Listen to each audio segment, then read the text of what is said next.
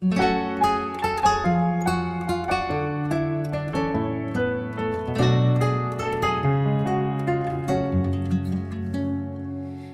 já ouvi muitas canções de amor pra ti, Senhor, e eu também já escrevi meu amor por ti, mas nunca ouvi nada igual ao som da tua dor.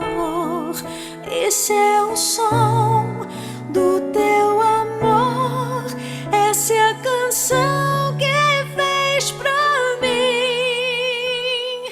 Foi som de amor, o som dos cravos em tuas mãos, som de compaixão.